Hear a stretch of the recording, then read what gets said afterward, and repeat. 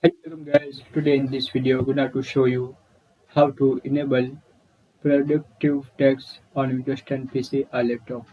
So as you firstly click on Start, now click on Settings.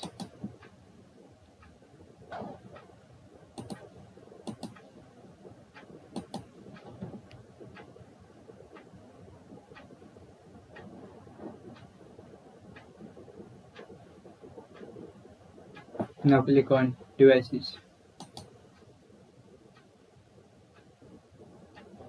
After click on Typing.